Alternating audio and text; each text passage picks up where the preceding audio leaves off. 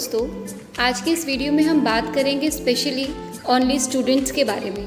Students सबसे ज़्यादा problem face करते हैं लॉन्ग आंसर्स को लर्न करने में। बहुत स्टूडेंट्स ऐसे भी होते हैं जो आंसर्स बहुत फटाफट लर्न कर लेते हैं, लेकिन जो स्टूडेंट्स लॉन्ग आंसर्स को देखते ही घबरा जाते हैं, हम इस वीडियो में उनका सॉल्यूशन करने वाले हैं। जैसे आप स्क्रीन पर देख रहे हैं, ये एक कंप्लीट आंसर है, लेकिन जब स्टूडेंट इसे देखते हैं तो देखते ही घबरा जाते हैं। उन्हें लर्न करवाने के लिए आप उस आंसर को पार्ट्स में डिवाइड कर दीजिए। जैसे आप स्क्रीन पर देख रहे हैं, जो ब्रैकेट्स बने हुए हैं, मैंने इस क्वेश्चन को 3 पार्ट्स में डिवाइड किया है। अब मुझे स्टूडेंट को ओनली फर्स्ट पार्ट ही लर्न करवाना है, यानी मैं ये कंसिडर करके चलूँगी कि कॉन्फ्लिक्ट से लेकर ओपिनियन तक ही हमारा आंसर है।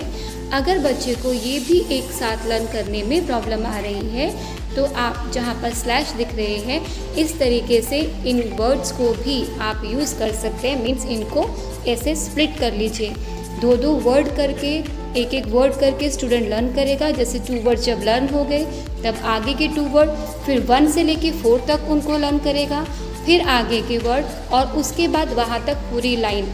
इस तरीके से लर्न करते हुए जब 1 लाइन लर्न हो जाएगी, इसी को बोलकर देखना है, इसे हाइड करके बोलना है, और उसके बाद इसे लिख लेना है। So remember, first understand the answer. अगर बच्चे को मीनिंग क्लियर है तो जल्दी समझ पाएगा और लर्न कर पाएगा। Convert answer in part, speak loudly, again split answer, जो आपने वर्ड्स के अकॉर्डिंग किए। लाउड बोलकर जब स्टूडेंट पढ़ता है तो उसका कंसंट्रेशन पूरी तरीके से आंसर पर होता है। कई बार जब बच्चा मन में पढ़ रहा होता है तो उसको बाकी की सारी आवाज़ें डिस्ट्रैक्ट करती हैं। तो आप इस तरीके से पॉइंट्स में आप उसे लिखवाइए, जैसे conflicts happen when, conflicts happen when, as an effect of. इस तरीके से आपको उसे लर्न करवाना है। जब ये पार्ट कंप्लीट लाइन हो जाए, तब आपको इसको लर्न करवाना है। लर्न करवाने के बाद लिखना ज़रूर है, जो अटकना होगा वो लिखते हुए ही आपको कमी वहाँ पर पता लग जाएगी।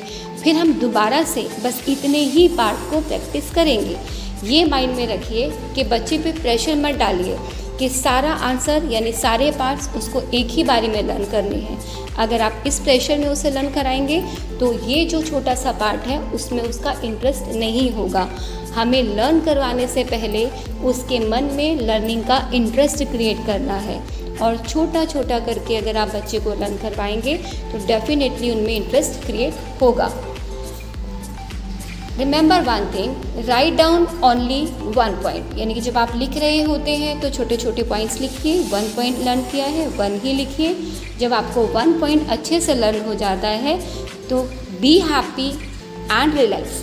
बच्चे को कहिए बस अब आप खुश हो जाइए कि आपको लर्न हो गया है, अब थोड़ा सा रिलैक्स कीजिए। जब वो फ्री हो जाए 5-10 मिनट्स, फिर आपको फर्स्ट पार्ट को ही प्रैक्टिस करवानी है।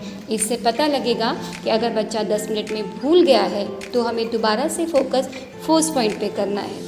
और अगर फर्स्ट पॉइंट को बच्चा रिलैक्सेबल मूड में कर रहा है, यानी अच्छा किया, तो आप खुद फील करेंगे कि उसमें कॉन्फिडेंस आएगा और वो अपने आप सेकंड पॉइंट को लर्न करने के लिए रेडी होगा।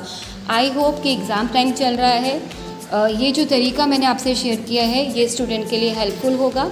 तो अगर आपकी कोई क्वेरी है स्टडी से रिलेटेड तो मुझे आप कमेंट सेक्शन में ज़रूर दीजिए। मैं पूरी कोशिश करूँगी कि स्टूडेंट से रिलेटेड कोई भी उनकी क्वेरी जो उनकी स्टडी से रिलेटेड हो, दूर करने की कोशिश हो।